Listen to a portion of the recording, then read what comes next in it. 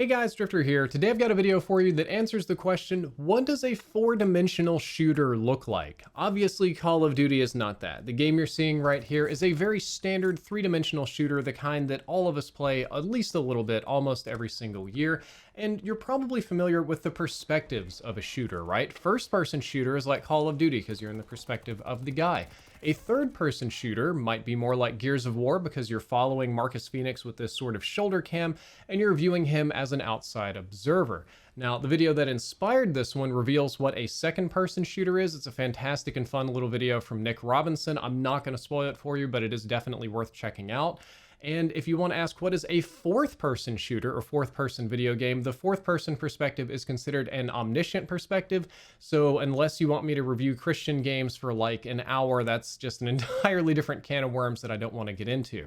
Instead of perspectives, what we're here to talk about today is dimensions. One-dimensional, two-dimensional, three-dimensional, and then finally, what does a four-dimensional shooter look like? Because that is a very complicated thing, regardless of perspective, first, second, third, whatever. What does it look like in 4D? Let's start off by answering the question, what does a one-dimensional shooter look like? Well, I found this game called Wolfenstein 1D. It's kind of a mod of old Wolfenstein 3D, which is, I believe, the first 3D FPS ever made. And it is a one-dimensional shooter because it all takes place on a line. Yes, that line is not your screen glitching out. That's not me rendering the video improperly. That's the whole game, exactly 1 pixel across all the way down. And all you can do is move forward and backwards. You can shoot things forward. You can shoot projectiles at your enemies if you could see them coming maybe, but you can't see them because your perspective is the line. And that seems crazy and absurd, but one dimension is just the distance between 2 points, which is, literally a line. Two-dimensional shooters get a lot more interesting. One of the first ones I can think about off the top of my head was Galaga, the old arcade game. The ship moves horizontally, it moves vertically, it shoots bullets at other ships out there in space, and you can move and fight in 2 dimensions. Now, this gets more complicated as gaming goes on. You get games like Raiden, which are like way more hype and kind of 2.5D because some enemies come from the bottom of the map because graphics have advanced and they've got more complicated spawns, but the shooting element of it is still essentially two-dimensional. Even if you want to scale up to modern games like Enter the Gungeon, it's far more complicated, far faster paced, 3D-ish graphics, but it's still a 2D shooter. You can only shoot in 2 dimensions. Now, a 3D shooter is a game that all of you are familiar with. This is the kind of gameplay that I post on my channel all the time. It could be Doom Eternal, where you go around slaughtering cyber demons in a sort of realistic murder simulator. Gears of War is again a 3D shooter. Call of Duty has been a 3D shooter forever, I think. Even Battlefield had the budget for extra dimensions this year, so they're doing good as a 3D shooter. But what does a 4D shooter look like? And this one is complicated. This one is really complicated. It's going to take a little bit before I get to the big reveal, but I think I found a game that barely technically qualifies as a 4D shooter. And you might say to yourself, okay, well, we can solve this problem by playing a 4D game in a VR headset because that's 3D. And while, as you can see from the gameplay, a VR headset is very immersive, it feels very three-dimensional while you're in it, it is still a 2D projection onto a screen. Each eye has a little screen, it's kind of concave around, and it bends just right and morphs just right, where it kind of tricks your brain into thinking that it's 3D. So even virtual reality headsets are not true three-dimensional entertainment. So 4D is going to be even more complicated. And I'm going to go through a little bit of like base work on what 4D is here so we're all kind of on the same page. I first covered this topic eons ago in Fortnite when the cube showed up. I managed to glitch inside of the cube, and then I discovered that it's actually a hypercube like this old one that I'm holding up in a video that's like 3 or 4 years old now. And a hypercube is essentially just a 4-dimensional cube, but it's 1 dimension more complicated, which means instead of having 6 sides, it now has 16 sides because it's scaling up quite rapidly. Not only does a hypercube have 16 different sides, it's got 32 different edges. That's how exponentially more complicated extra dimensions get as you move up into them, which is mind-blowing in and of itself. The videos you've seen are mostly, or images are of a cube unfolded so that you can better sort of conceptualize it. In order to explain this a little bit better, I want to show you what 4-dimensional toys look like. This wasn't uploaded by a YouTuber in the traditional sense, but by the developer of a 4-dimensional puzzle game, just to show you how kind of weird extra-dimensional objects can look in 3 dimensions. They don't really make a lot of sense to us because what that is a 2D projection of a 3D object that's coming in from a fourth dimension. So it's kind of like sticking your finger into the jello. You're only seeing one part of it and not the entire hand, which is why they seem to move on their own and morph and teleport. There's all these extra dimensions and folds that just don't really become visible in 3 dimensions.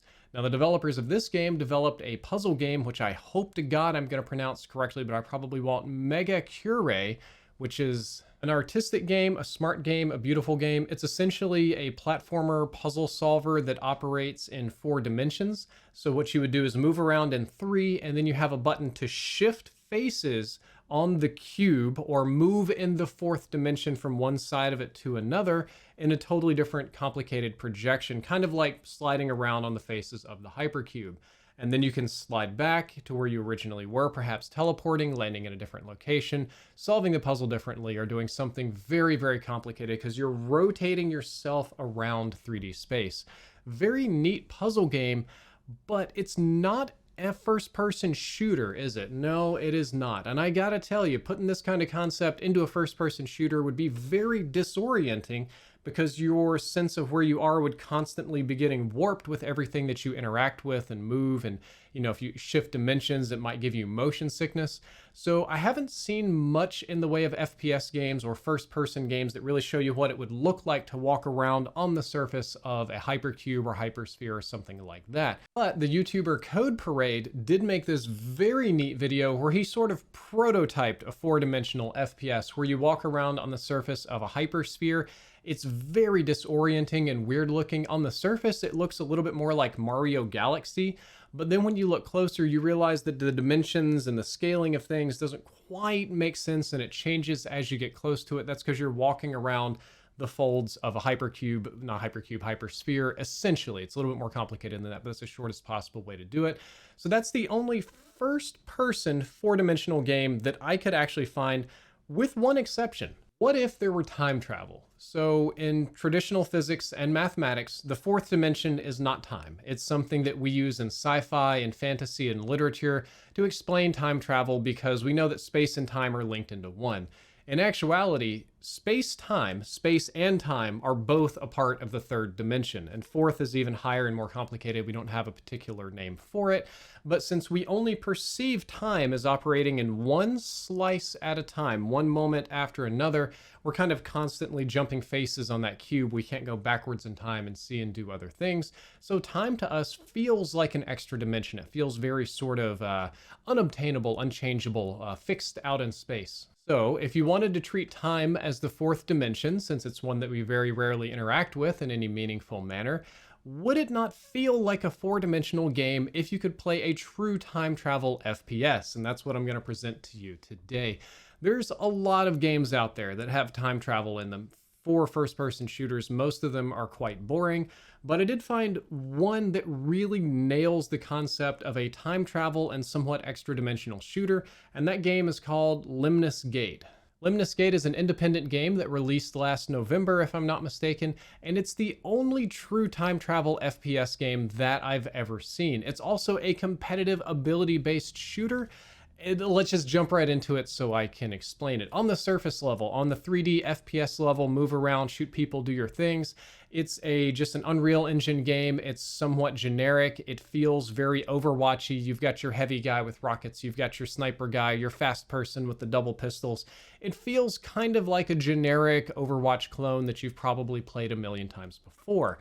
But as you play through this game, you'll realize you don't actually play against one single live enemy. Not once do you actually square off against a living and breathing person, yet you're playing against people in time travel battles. And this works because you do attack and defend with turn-based, and you get your first life, and you can take that character and move them anywhere and do anything completely uninhibited. You can blow up their inhibitor, you can just set traps, you can just spray randomly hoping that somebody will walk into them in the future. And then after 25 seconds, your time is done, and the enemy gets the opportunity to observe what you've done from the 3rd-person perspective. You fly around with this little drone so you can see anything, and you can let it replay some number of times. Most people just watch it once. Then it's your enemy's turn, and they get to play against your ghost, effectively. Now, your ghost doesn't interact with them. It doesn't have any AI of its own. It just kind of follows its own path and does its own thing. So if in my first round I blew up their inhibitor, it would be very logical that in the second round, that person goes and kills me so that I don't blow up their inhibitor. Well, then on my second turn, what I'm going to do is kill the person that killed me, so my original guy still destroys the doohickey that I need to win the game. And then on his second turn, he's going to kill the guy that kills the guy that kills the guy that kills the guy. And it gets complicated because you're doing sort of multi-dimensional strategy here.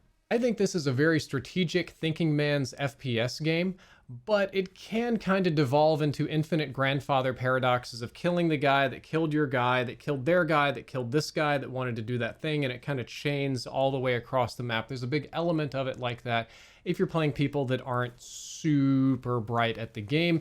And unfortunately, if you look at Steam charts right now, there's not a lot of players. You don't get a lot of matches. Most of the people you match against really kind of don't know what's going on.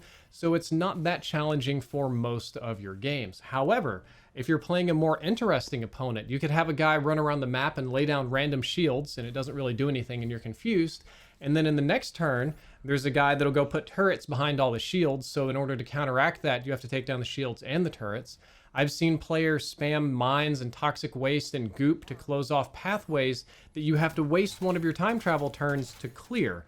Or I've seen people with the rocket launcher or minigun blind fire on their first turn and spam the entire map with rockets so it's difficult to travel anywhere, and then spend their time protecting the spammer from getting sniped or destroyed so that they can continue to suppress the entire map. I've seen people purposefully clump characters together just so that they can come in with the grenade launcher guy and clean house, only for me to come back with the sniper guy to snipe the grenade launcher guy so the melee still continues as planned. So yes, as you can tell, I rather like Lemnis Gate. I found this game to be quite fun. I hope to God it takes off and gets more players soon so that I can match with people. I actually think I'm going to get a team together. Maybe some of the Carnage guys, maybe some of my stream crew, maybe a guest to kind of square off in a time travel battle and see how it goes at like a very high elo competitive level, but that's a video for a future date. As of right now, unfortunately, the player count for Lemnis Gate is pretty low, so I'm hoping that picks up in the future. I'm hoping it blows up because I would like to play this more frequently.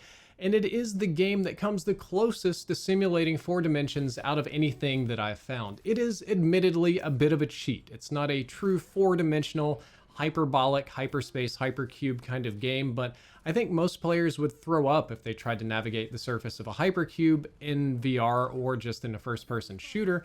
So treating time as the 4th dimension, while technically inaccurate, does give a very unique experience on one of the dimensions that we typically have no control over. So I found it thoroughly enjoyable and worth making a video about. Guys, that is all for this video. I hope that you've learned something interesting about all these weird dimensions and perspectives and persons and stuff. If you have, don't forget to like, favorite, and subscribe. Drifter out.